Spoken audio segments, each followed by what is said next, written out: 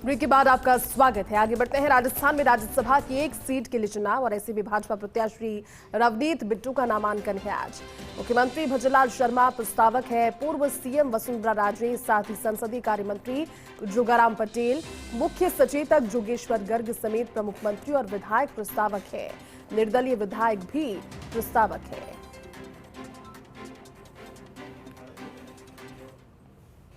हरमन प्यारे प्रधानमंत्री नरेंद्र मोदी जी, देश के प्रधानमंत्री उनका, मेरे देश के होम मिनिस्टर अमित शाह जी, उनकी ब्लेसिंग, और नड्डा साहब जो हमारे प्रेसिडेंट हैं बीजेपी के, उनका, और ख़ास तौर पे चीफ मिनिस्टर साहब राजस्थान के, हमारे प्रधान जी, और हमारी सारी कैबिनेट के मिनिस्टर्स और जितने बीजेपी के एमएलए सामान, मैं उनका शुक्रगुजार हूँ। उन्होंने मुझे मौका दिया। हाँ, अगर आप पंजाब हरियाणा और राजस्थान की बात की है आपने, तो इसमें पंजाब है और राजस्थान है, जो दोनों हर वक्त देश के दुश्मन को कड़ी निगरानी रखते हैं और उसको सिर उठाने नहीं देते देश के लिए। ये दोनों राजस्थान और पंजाब करता है, और गंगानगर, हनुमानगढ़, ये पंजाब और राजस्थान का बॉर्डर है। और इसी तरीके से ये हमेशा सूरबीरों की धरती है, और यहाँ पे मुझे इन्होंने मौका दिया है। मैं तो हमेशा कर्जदार हूँ इनका, जो मतलब मेरे पास शब्द नहीं है जितना मुझे जो आशीर्वाद, जो मुझे ब्लेसिंग राजस्थान ने दी है। और मैं भी हमेशा इस राजस्थान की पगड़ी को, इस राजस्थान का कल्चर है, इस राजस्थान की जो शहादतें कुर्बानियाँ हैं, उसको मेरे आगे सिर झुकता है। और हमेशा इसकी शान तो वैसे ही दुनिया में बहुत है, लेकिन जो मेरी तरफ से कोई तिल फुल जो डल सकेगा, वो मैं राजस्थान के लिए कभी भी कोई कमी नहीं छोड़ूंगा। ये मैं दावे से कह सकता हूँ भी, अगर मुझे आपने राजस्थान से मौका दिया तो मैं कभी भी ये सफ़ेद चादर है जो, चाहे वो बीजेपी की हो चाहे राजस्थान की हो, उस पे ऊपर कोई दाग नहीं लगने दूंगा। तो देखिए, आप सुन रहे थे, क्योंकि सरदार रवनीत सिंह बिट्टू अब राजस्थान से राज्यसभा जाएंगे। नामांकन का दिन है आज, और ऐसे में मीडिया से मुखातिब हुए उन्हें प्रधानमंत्री नरेंद्र मोदी का तो आभार जताया, लेकिन पंजाब के बड़े बीजेपी नेता और केंद्रीय मंत्री सरदार रवनीत सिंह बिट्टू राज्यसभा जाएंगे। निर्विरोध उनका पहुंचना तय है। हमारे साथ पॉलिटिकल एडिटर योगेश शर्मा इस समय लाइव जुड़ के हैं। योगेश जी, पंजाब के बड़े नेताओं में नाम शुमार होता है सरदार रवनीत सिंह बिट्टू का, और ऐसे में केंद्रीय राज्य मंत्री होने के बावजूद अब राजस्थान से जब राज्यसभा के लिए और रुख करेंगे, ऐसे में निर्विरोध ही माना जा रहा है। एक फॉर्मेलिटी बाकी रही है इसके लिए, लेकिन आज का दिन भी खास नामांकन का। जिस तरह का व्यक्तित्व है, जो पॉलिटिकल एंगेजिंग है रवनीत सिंह बिट्टू की, इसे कैसे समझते हैं योगेश जी आप?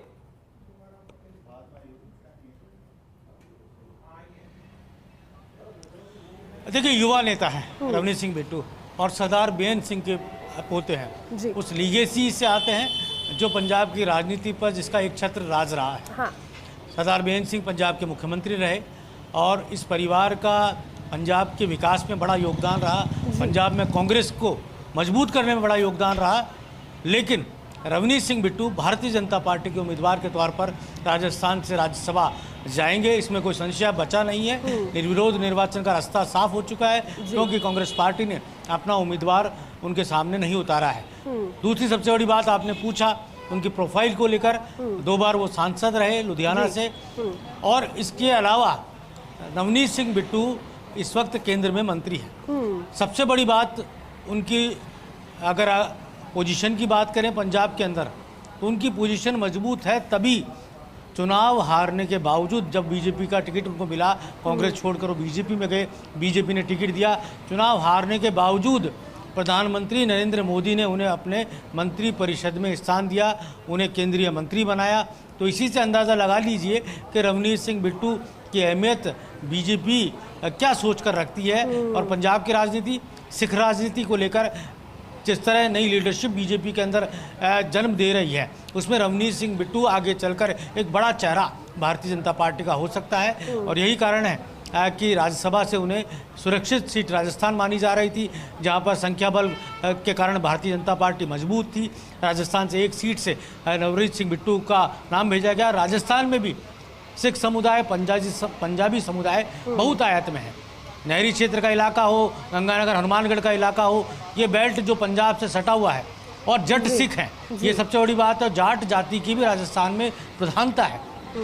तो आप देखिए कि जट सिख का जो लाभ है, रवनीत सिंह बिट्टू का जो लाभ है, वो पंजाब में तो मिलता ही है, मिलेगा आगे आने वाले समय में। लेकिन सबसे बड़ी बात है कि हरियाणा के जो चुनाव है उसको भी मद्देनज़र करके ये फैसला भारतीय जनता पार्टी ने किया है कि बड़ी तादाद में सिख समुदाय, पंजाबी समुदाय और जट सिख वर्ग की प्रधानता हरियाणा की पॉलिटिक्स में है। ये अलग बात है कि बहुत crucial election Bharatiya Janata party के लिए हरियाणा का है।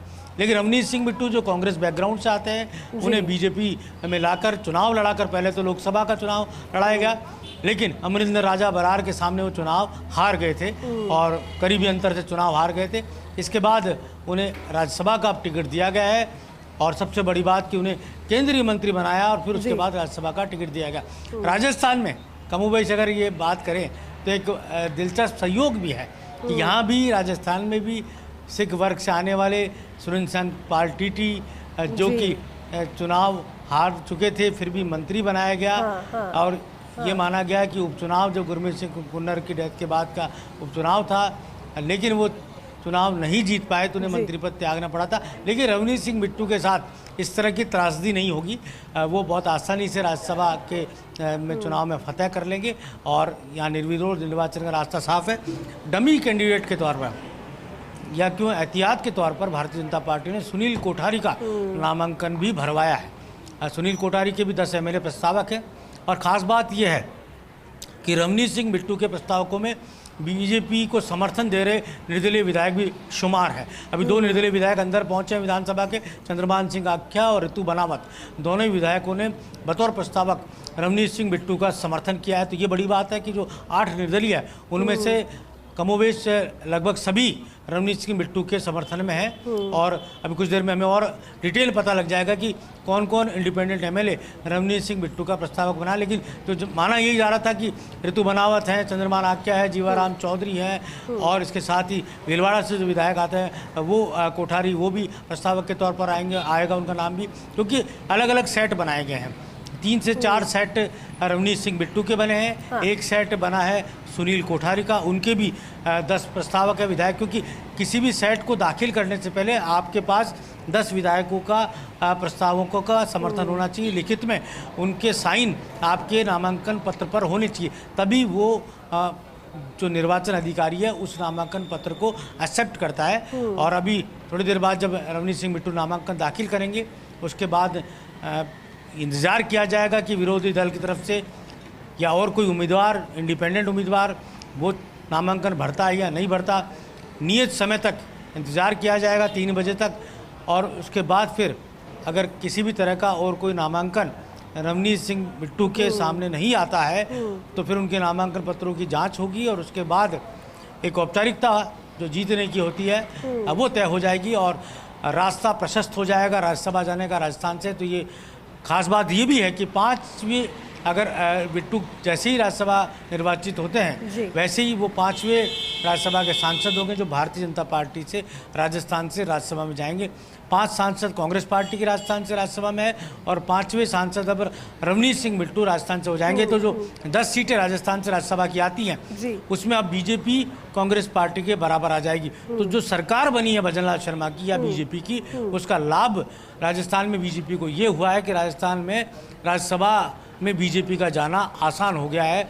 और यही कारण है कि जो अपर हाउस है संसद का उसमें अब बीजेपी के सदस्यों की संख्या बढ़ती हुई नजर आएगी, क्योंकि बीजेपी निचला जो सदन है जिसे लोकसभा कहते हैं वहाँ पर भी पूर्ण बहुमत भारतीय जनता पार्टी को नहीं आया था। एनडीए की सरकार बनाई गई थी, घटक दलों का समर्थन प्राप्त किया गया था। राज्यसभा में भी कमोबेश यही स्थिति है। तो वहाँ पर एक सीट भी अगर बढ़ती है बीजेपी के खाते में तो आगे आने वाले समय में जब संसद कानूनों का निर्धारण करती है, प्रस्ताव पारित करती है, बड़े बड़े कानून बनते हैं तो उसमें राज्यसभा की भूमिका बेहद अहम होती है। राज्यसभा में समर्थन जुटाना एक बहुत बड़ा चैलेंज होता है सत्ताधारी दल के लिए। तो ऐसे में बीजेपी का एक एक जो सांसद बढ़ता है तो बीजेपी का कुनबा बढ़ता है। तो योगेश जी, सत्ताधारी दल के मुझे लिए एक चीज समझाइए, क्योंकि आप बेहतर तरीके से समझा भी पाएंगे। नामांकन तो हो जाएगा और निर्विरोध ये तय भी है कि रवनीत सिंह बिट्टू राजस्थान से राज्यसभा में पहुंचेंगे, लेकिन उनके नाम के अनाउंसमेंट से पहले इस एक सीट के लिए कई लोगों ने मुलाकात की। कई लोग अपनी दबे शब्दों में ही सही लेकिन दावेदारी भी जता रहे थे। ज्योति मिर्धा को हमने देखा, वो दिल्ली पहुंची, प्रधानमंत्री के साथ मुलाकात की। हालांकि खिवसर उपचुनाव के लिए भी उनके नाम की बात थी, लेकिन सतीश पूनिया भी कहीं ना कहीं इस रेस में थे। जब जयपुर में वो मीटिंग हुई जिसमें सभी पहुंचे, आपसे मेरी बात भी हुई थी उस दिन, क्या लगता है इस अनाउंसमेंट के बाद में जिन नामों का हम जिक्र कर रहे हैं उनके लिए राजनीतिक भविष्य की जिम्मेदारी आप किस लिहाज से तय की जाएगी? योगेश जी।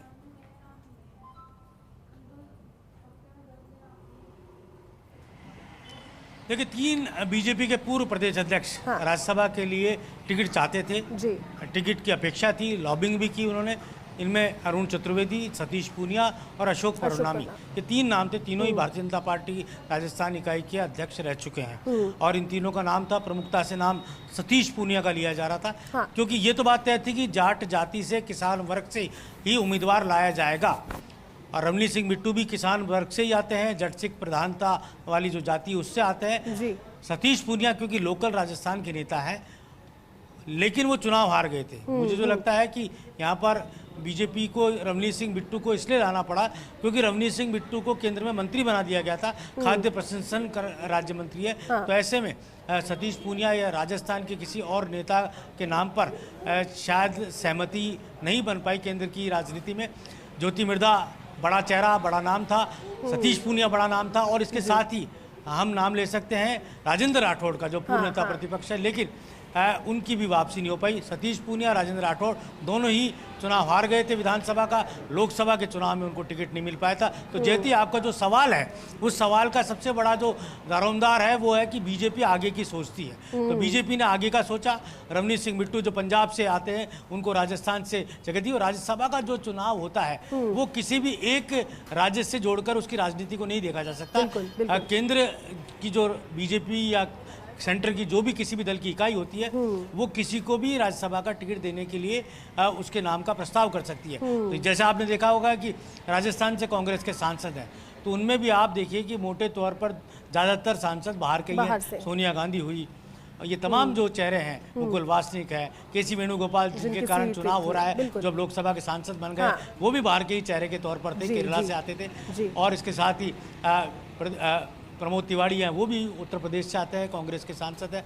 तो कुल मिलाकर ये कहा जा सकता है कि राजस्थान से जो राज्यसभा में इस बार बीजेपी ने राष्ट्रीय राजनीति के परिप्रेक्ष्य में फैसला किया है, पंजाब की राजनीति के मद्देनज़र, और ये फैसला भी किया गया कि किस तरह से वो भविष्य में पंजाब की राजनीति में अपने आप को खड़ा करना चाह रही है, उस मद्देनज़र भी फैसला किया। लेकिन रवनीत सिंह बिट्टू के राजस्थान से राज्यसभा के सांसद बनने के बाद राजस्थान को क्या लाभ होगा, ये बहुत महत्वपूर्ण है जी। क्योंकि वो केंद्रीय खाद्य प्रसंस्करण राज्य मंत्री है। तो राजस्थान में नए अवसर पैदा होंगे विकास के, जो उनके महकमे है उसके मद्देनज़र राजस्थान में कोल्ड स्टोरेज की संभावना है और इसके साथ ही खाद्य प्रसंस्करण से जुड़ी नई इकाइयों की स्थापना, कोई नए उद्योग धंधे विकसित करने की स्थापना, ये तमाम वो पहलू हैं जो रवनीत सिंह बिट्टू के कारण, क्योंकि राजस्थान उनका राज्य होगा जिससे वो निर्वाचित हुए हैं, तो राजस्थान के प्रति क्या कल्पना है, राजस्थान के विकास के प्रति उनकी क्या सोच है, ये उनके लिए बहुत अहम रहेगा। क्योंकि कोई भी जो राज्यसभा सांसद इस राज्य से बनता है तो उसकी प्राथमिकता में वो राज्य होता है जहाँ से वो सांसद बना है, वहाँ के विकास में अपना क्या योगदान दे सकते हैं। केंद्रीय मंत्री होने के नाते जी एक बड़ा महत्व राजस्थान के विकास के मद्देनज़र वो कर सकते हैं। वो अपने जो उनका पास जो महकमा है उसके मद्देनज़र वो राजस्थान में नए सोपान खड़े कर सकते हैं, नए आयाम खड़े कर सकते हैं, नए जो उद्योग धंधे हैं, बड़ा जो रोजगार की दिशा में, विस्तार की दिशा में वो बड़ा काम कर सकते हैं। जी बिल्कुल योगेश जी, आप ठीक कह रहे हैं, लेकिन क्योंकि आज नामांकन का दिन है और ऐसे में वो तस्वीरें भी आपके जरिए हम दिखाएंगे दर्शकों को जब नामांकन दाखिल करेंगे। योगेश जी, अभी क्या हलचल वहां पर जारी है? अगर इसे इसी तरह से समझने की कोशिश करें, एक तो जयपुर बंद है आज, लोग लगातार पहुंचने की कोशिश भी कर रहे हैं, लेकिन अभी वहां पर हलचल क्या चल रही है इस समय नामांकन से पहले की, अंदरूनी भी, बाहरी नहीं, सिर्फ अंदरूनी भी?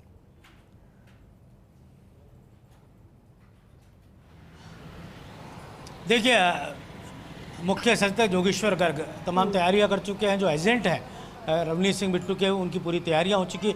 बीजेपी की लीगल सेल की टीम यहाँ पर अंदर पहुँच चुकी है सौरभ सारस्वत की अगुवाई में। इसके साथ ही बीजेपी के जो प्रस्तावक हैं वो उनको सबको बुला लिया गया है। उनमें कुछ मंत्री हैं, संजय शर्मा मंत्री हैं, वो पहुंचे हैं। इसके साथ ही डॉक्टर किरोड़ी लाल मीणा वो भी अभी अंदर पहुंचे हैं, वो भी प्रस्तावक के तौर पर हैं।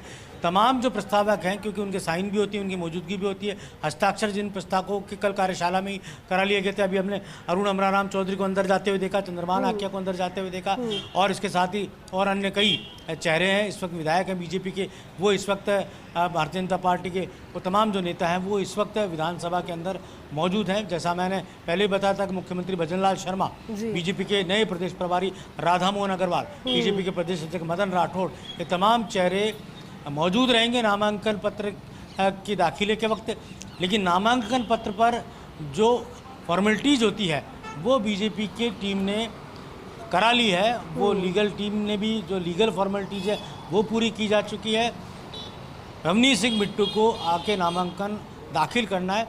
राहुल काल का भी समय बताया जा रहा है 12 बजे के बाद का, तो उसको भी मुझे लगता है मद्देनज़र रखा जाएगा। क्या राहुल काल के दौरान रवनीत सिंह बिट्टू दाखिल अपना नामांकन करेंगे या राहुल काल को अवॉइड करते हुए नामांकन दाखिल करेंगे, इस तरह की बात भी की जा रही है। लेकिन माना क्योंकि 3 बजे तक का समय है तो पर्याप्त समय यहाँ पर रवनीत सिंह बिट्टू के पास है अपने नामांकन दाखिले का। बीजेपी के का जो, क्योंकि अगर जैसी हलचल तब ज़्यादा तेज होती जब सामने कोई उम्मीदवार आता, बिल्कुल ठीक है, जब सामने कांग्रेस पार्टी कोई चेहरा सामने लेकर आती, तब निश्चित तौर पर वो हलचल हमें देखने को मिलती।